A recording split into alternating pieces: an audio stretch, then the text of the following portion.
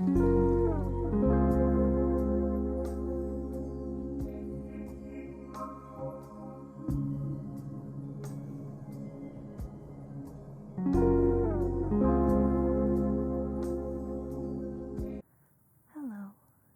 it's Corrina, and thank you for clicking on this video.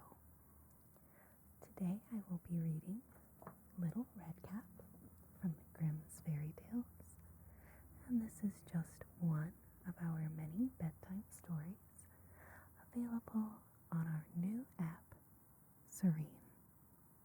So if you'd like to see more videos like this, I hope that you will check it out at the link below.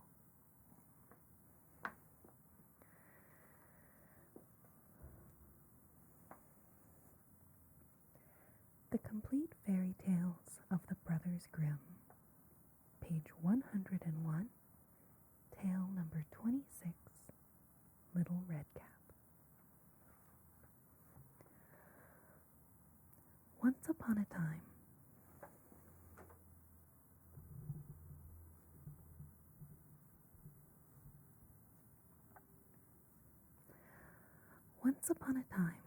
there was a sweet little maiden.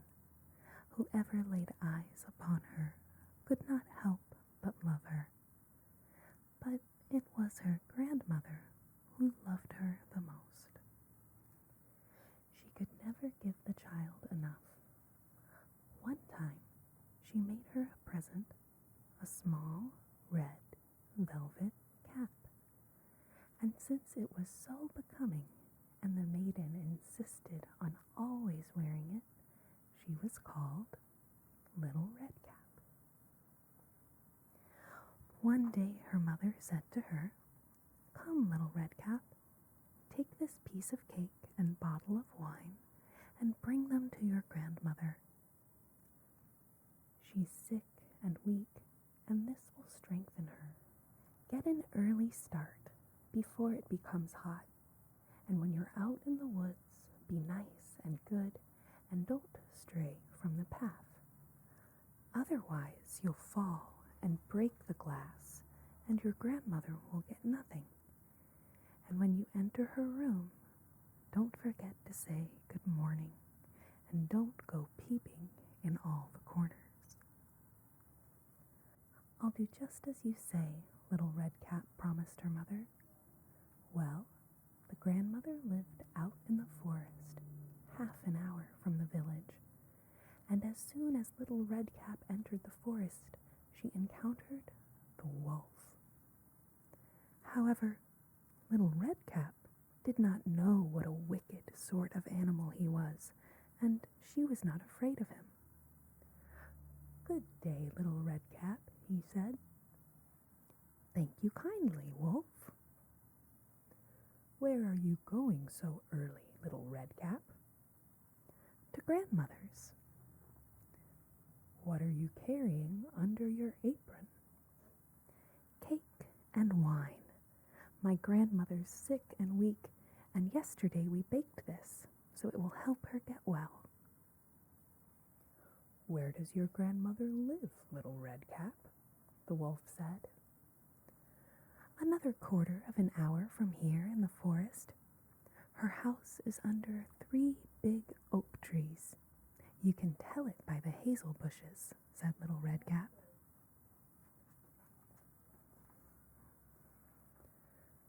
The wolf thought to himself, "This tender young thing is a juicy morsel.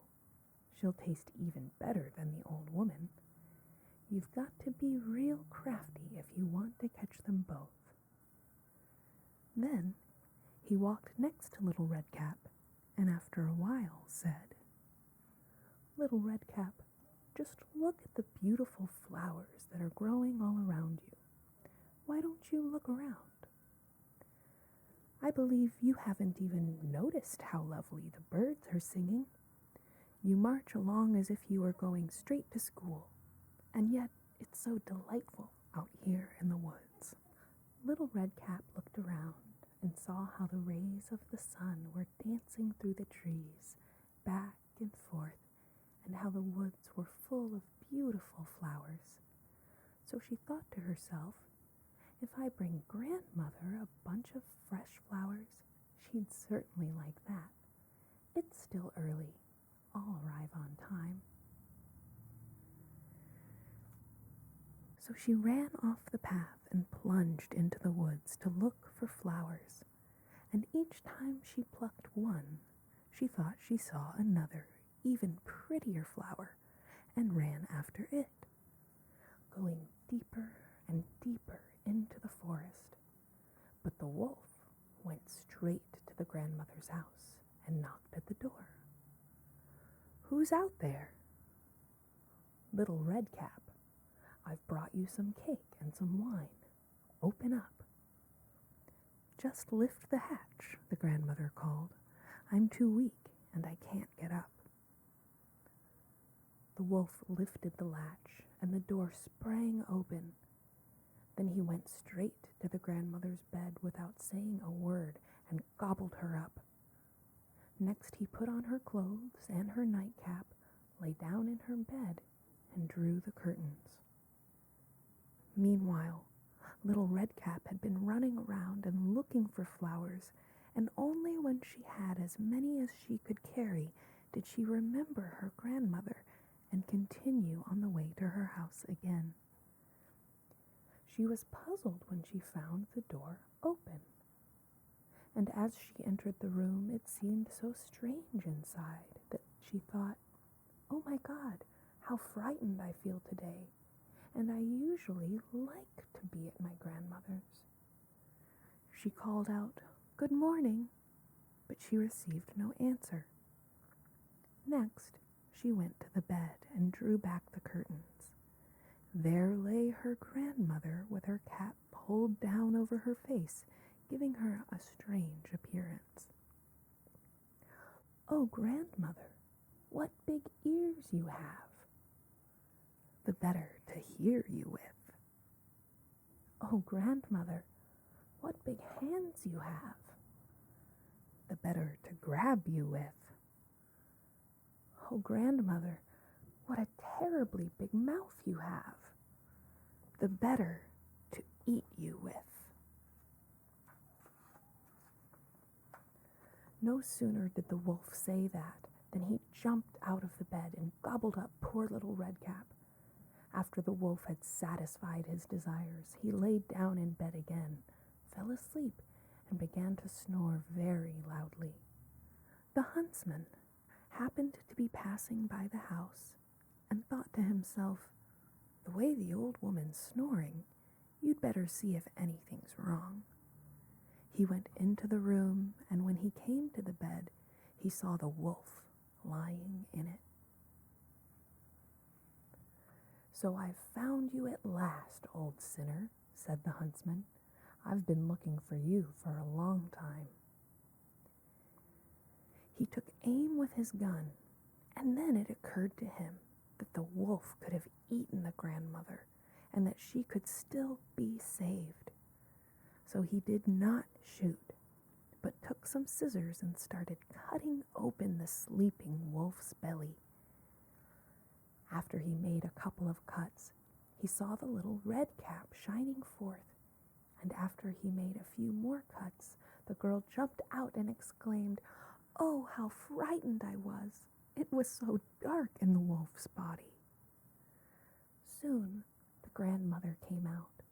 She was alive but could hardly breathe. Little Redcap quickly fetched some large stones, and they filled the wolf's body with them. When he awoke and tried to run away, the stones were too heavy, so he fell down at once and died. All three were quite delighted. The huntsman skinned the fur from the wolf and went home with it. The grandmother ate the cake and drank the wine that Little Redcap had brought, and soon she regained her health.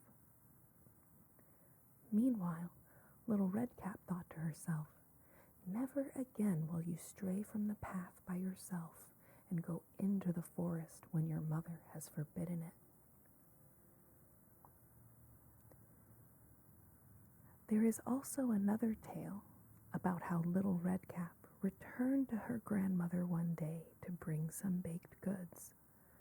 Another wolf spoke to her and tried to entice her to leave the path, but this time Little Redcap was on her guard. She went straight ahead and told her grandmother that she had seen the wolf, that he had wished her a good day, but he had such a mean look in his eyes that he would have eaten me up if we hadn't been upon the open road. "Come," said the grandmother, "we'll lock the door so he can't get in." Soon after, the wolf knocked and cried out, "Open up, grandmother, it's Little Redcap, and I've brought you some baked goods." But they kept quiet and did not open the door. So Greyhead circled the house several times and finally jumped up on the roof. He wanted to wait till evening when Little Redcap would go home. He intended to sneak after her and eat her up in the darkness. But the grandmother realized what he had in mind. In front of the house was a big stone trough, and she said to the child, "Fetch the bucket, Little Redcap. I cooked sausages yesterday. Get the water they were boiled in and pour it into the trough."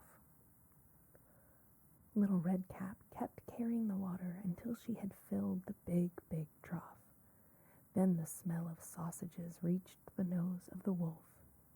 He sniffed and looked down. Finally, he stretched his neck so far that he could no longer keep his balance on the roof. He began to slip and fell right into the big trough and drowned. Then Little Redcap went merrily on her way home, and no one harmed her.